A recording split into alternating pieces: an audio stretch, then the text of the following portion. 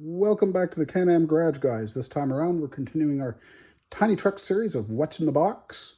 This time around, current issue of the 132 Monogram Snap Tight. Doesn't say it anywhere here, but I guarantee you it is. The Fruhall 40-foot reefer trailer. Now, we will... I suppose you can see the seal right there. Yeah, I've already started it on the other end, I believe, and we'll open it up there. And you can see that it's another donut box. Return of the donut boxes, or sort of donut boxes. I get it. Still don't like it, even though it's 132, and it sort of makes sense for these kits. In comparison to, say, doing the two-piece box. I remember those. They weren't that strong. You had to use a lot of plastic, a lot of cardboard, excuse me, to make it strong enough to work. We'll haul it out. We'll have a look, see what we got. I don't think I ever had the reefer trailer as a kid. I had the regular van, which I believe was last available in 32nd scale with their Freightliner FLC as a combo kit. As a kid, never saw the combo kits. I know as an adult, I know they existed, but I never saw them as a kid. Our black plastic pieces, 4 inners, 4 outers, the end of the trailer, which probably should be painted something aside from black or some variation. Mud flaps, again, too thick. And the reefer venting and controls. Obviously, here is the biggest piece in the whole darn trailer kit, and we're not going to take it out of the plastic because it'll be fairly easy for painting. As I recall, they're a bit of a challenge to actually assemble because the length of the parts that are involved, and these that do the locking and these that slide in, not that one, this one and this one that slide in.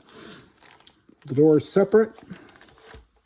Up front, I guess, I don't know, again, looks pretty familiar, but I don't know, I don't know about that slot. We'll get to that. Move it aside because that's a big darn piece.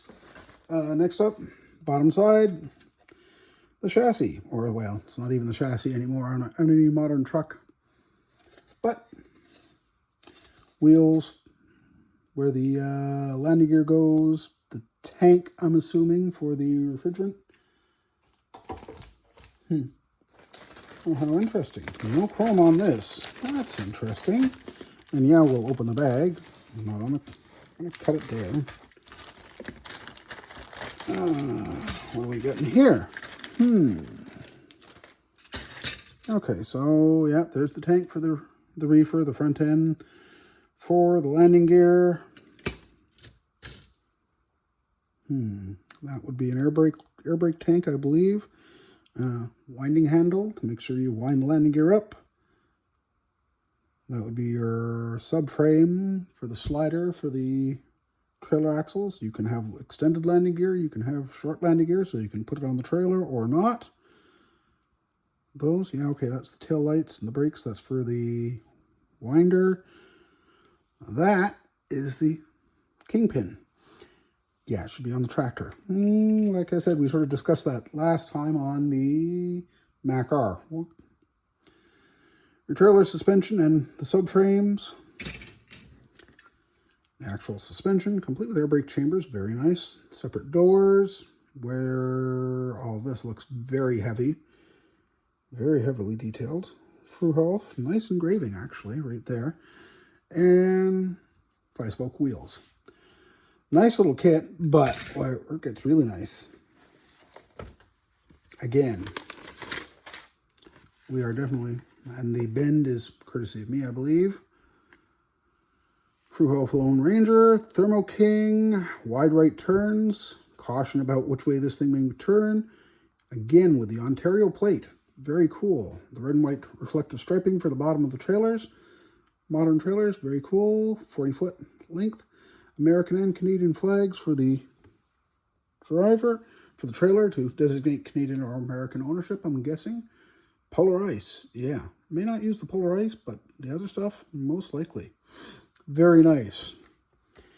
It's, yes, obviously fictional, but if it gets the kit out there to us, I'd say, why not? I'll have a quick look around at the instructions, again with colors, the various pieces, the various instructions. Like gray silk mat, yeah, this is all for Revel Germany colors, that's fine. Your parts key, how it all goes together. And you have to choose early on between landing gear and no landing gear. That's all right, we can work with that.